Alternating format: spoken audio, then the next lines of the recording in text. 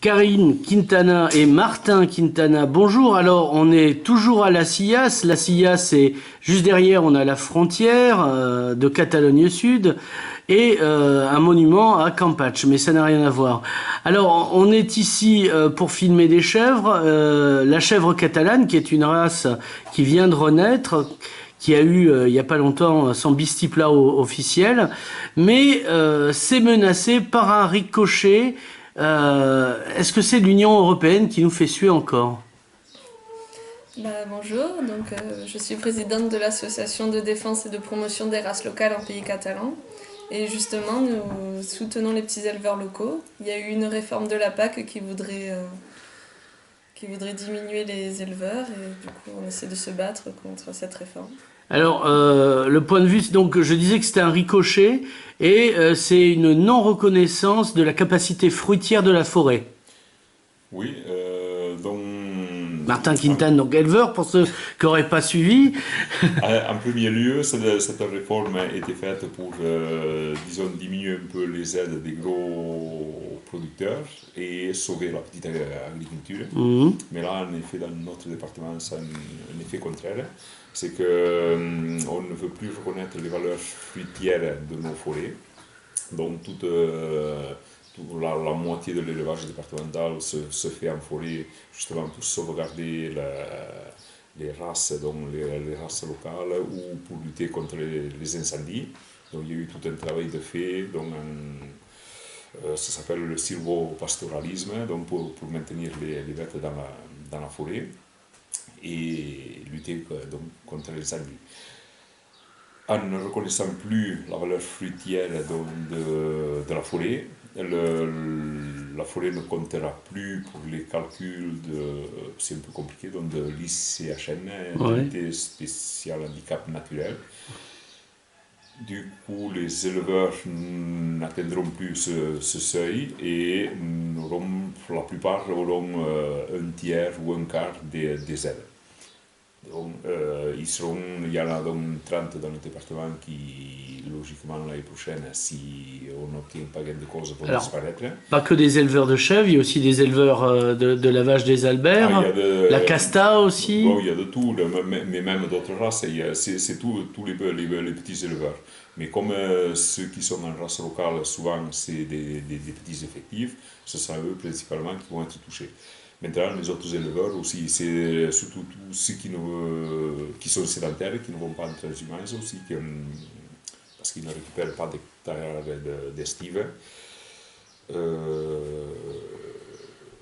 Donc, les gens seront obligés de disparaître, quoi, parce que comme ils n'auront plus qu'un tiers ou un quart des aides. Et les autres, donc, là je parlais des 30 qui sont impactés et il y en a 60 à peu près qui vont être légèrement impactés. Bon, on nous promet que dans 5 ou 6 ans, on va arriver à un taux d'aide normal. Mais, si vous survivez jusque-là, évidemment. Mais comme accroche-toi au pinceau, je retire l'échelle. C'est pas une solution. Alors, il y a un impact économique qui est déjà grave, mais en plus, il y a des impacts écologiques, puisque tant la vache que la chèvre catalane ou la vache des Alberts sont des nettoyeuses de forêt qui ne coûtent rien et ça évite les incendies. Donc on peut augmenter la recrudescence d'incendies, en plus c'est cadeau, c'est bonheur. Là c'est ce qu'on disait tout à l'heure, donc elle lutte contre les incendies, en plus de produire de la viande d'excellente qualité, elle lutte contre les incendies. Maintenant, bon, il faudrait savoir ce que veulent les pouvoirs publics, si on doit revenir comme il y a 30 ans en arrière, où avoir un désert et qui est plus d'agriculteurs, ou si on veut maintenir un certain cadre oui, parce que vous êtes simultanément paysagiste des zones dans lesquelles vous travaillez. C'est ce qu'on a fait jusqu'à présent, et on ne sait pas pourquoi. Alors, les uns disent que c'est l'Europe, d'autres disent que c'est la France, d'autres disent que c'est la région, mais chacun se renvoie la balle, mais en attendant... Non, mais ils sont... En fait, le rapport hiérarchique à ça, c'est que qui peut négocier à Bruxelles, c'est l'État français, et la commission peut se débrouiller. Il y a aussi le Parlement à Strasbourg. Donc il y a plein de lieux où tous ces gens-là se rencontrent et négocient. De toute manière, ils sont tous coupables, si je puis dire. Et là, disons que pour nous, pour la région, donc le président de la région s'est battu pour son secteur, donc pour les Cévennes. Donc c'est Monsieur Allary. Il a obtenu la reconnaissance pour la zone Pelardon. Or, ce qui paraît bizarre, c'est que dans la zone Pelardon, les bêtes mangent des grains châtaignes et dans les Péraux... la même chose, mais apparemment il les mange mieux du côté de Pelardon qu'ici, quoi. Donc nous on demande la même reconnaissance. Et surtout la sauvegarde, parce que bon, ces gens qui vont disparaître, bon, ce sera bien entendu des chômeurs en plus, la nature ne sera pas entretenue. Il suffit de donc il va y avoir un coût nettement supérieur pour la non-reconnaissance, en fait. Ah, mais un coût financier. Le maintien, la reconnaissance, c'est ce qu'on a démontré. Donc là, on a envoyé, la semaine dernière, on a envoyé une lettre de nouveau à tous les élus, donc l'association et le syndicat des éleveurs à Sparobel, pour démontrer que le maintien de cette mesure est très faible, le coût est très faible par rapport à l'enjeu, et ça coûtera beaucoup plus cher la suppression de ces agriculteurs que le fait de les aider. Alors, Jean l'héritier, qui est là, comme toujours, hein, je vous rappelle que j'ai un contrat, donc président de Slow Food. Alors, tu vas présenter à Milan, justement, la chèvre catalane dans le cadre du pavillon Slow Food qui fait 3000 m² et qui était dédié à la biodiversité.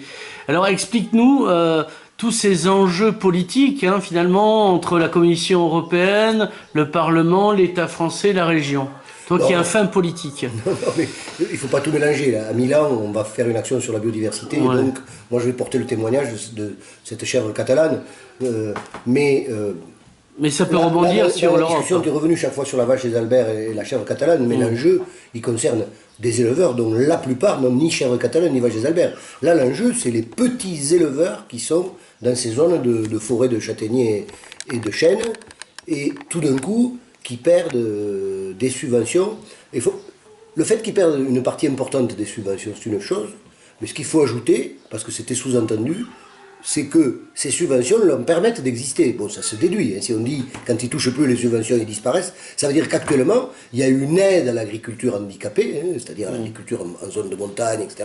Et cette aide, tout d'un coup, on décide de la réduire. Alors on la réduit, si on la réduisait pour tout le monde de la même manière, c'est une chose, mais là, on sent bien que ceux qui sont capables de faire valoir leur intérêt, parce qu'ils ont des moyens de pression, obtiennent un classement peu défavorable, et ici, si nous ne faisons rien, c'est pour ça que Slow Food est aux côtés de l'association des races locales et du syndicat d'éleveurs, parce que si on ne fait rien, c'est tout simplement parce que quand tu ne fais pas entendre ta voix, eh bien c'est à toi qu'on retaille les budgets. Donc là, actuellement, eh bien, disons que jusqu'à l'été, enfin dans les semaines qui viennent, ces actions vont continuer, solliciter les pouvoirs publics, les éleveurs vont essayer de rencontrer le président de la région, et on va continuer à voir si on peut obtenir un classement différent pour tous ces éleveurs. Parce qu'il y a une chose qui n'a pas été dite et qui, moi, vraiment me tracasse énormément, c'est que non seulement les éleveurs vont disparaître, mais il y a des tas de gens qui ont des projets d'installation et qui ne le feront pas. Or, l'avenir, c'est quoi? C'est des jeunes qui veulent s'installer. L'autre jour, j'étais à Arles-sur-Tech,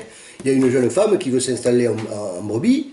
Et bon, dans la discussion, on a compris que si le nouveau classement passait, elle ne s'installerait pas. Et je crois qu'il y en a plusieurs, non, Martin? Oh oui, là, il y en a rien que dans notre secteur là, autour de CD. Il y en a 3 ou 4 Congolais qui attendent pour s'installer. Et si on n'obtient pas gain de cause, ils ne s'installeront pas. Voilà, donc, en plus de tous ceux qui vont disparaître, il faut savoir que c'est l'élevage qui installe le plus de jeunes dans notre département. Et là, ça tombera à zéro. Alors, ça c'est des enjeux. Est-ce que vous êtes adressé aussi à vos députés européens de la zone sud? Parce que c'est un peu leur métier. Le but du jeu, c'est pas aller manger les meilleurs restaurants de Strasbourg ou de Bruxelles et de voyager et faire des miles. ils sont là pour défendre leur zonage. Est-ce que vous êtes adressé à ces... On ne l'a pas encore fait, que ce soit l'association, le syndicat ou nous, mais ça va se faire s'il le Parce faut. que là, vous avez donc du Modem Robert Rochefort, et puis vous avez aussi Louis Alliot du Front National. Non, mais actuellement... Les races locales, à mon avis, ça l'intéresse. Non, mais le massif pyrénéen, je ne sais pas si Rochefort va pouvoir comprendre pourquoi il faut... Enfin, Mais moi je ne connais pas la situation. Est-ce que dans le massif pyrénéen, il y a d'autres zones, comme le Basque par exemple? Comment ça se passe? Non, c'est le pourtour méditerranéen qui est touché. C'est la zone sèche du pourtour méditerranéen qui est... Bon, c'est pas une mauvaise idée. Hein. C'est vrai qu'on peut écrire au député européen, on ne l'a pas fait. Et puis vous pouvez écrire à Jean Lassalle, il s'y connaît un peu lui aussi. Ben, c'est vrai que ça, c'est quelqu'un qui est intéressant parce que quand il attrape un morceau, il ne le lâche plus. Hein. Voilà. Et là, Mais il n'est pas concerné. Oui, mais il se sentira concerné. Dernièrement, c'est ce que je voulais mettre dans les articles de presse. Bon, le journaliste n'a pas voulu. C'est que j'avais souvenir d'un député français qui avait fait la grève de la faim. Ben, c'est Jean Lassalle. Oui, pour obtenir quelque C'est chose pour sa région. Voilà. Mais ici, nos députés Font pas la grève de la faim. font pas la grève de la faim. Non, mais c'est-à-dire qu'ils ne veulent pas faire chuter la restauration dans le département non plus. Non, mais on a mais sollicité un député qui nous a dit qu'il ferait une question orale au gouvernement. Ouais. Il ne l'a pas fait, pour le moment. On a essayé de le relancer, donc j'espère On ne dira qu'il pas fera. le nom parce qu'il est maire d'Argelès, ça pourrait être gênant. Non, c'est pas lui, non, mais peu importe. Et un sénateur qui lui a fait une question écrite au Sénat, mais semble-t-il, les questions écrites Bon, au là Sénat... maintenant, ça commence à bouger. Donc là, donc, il y a un sénateur là, qui est intervenu.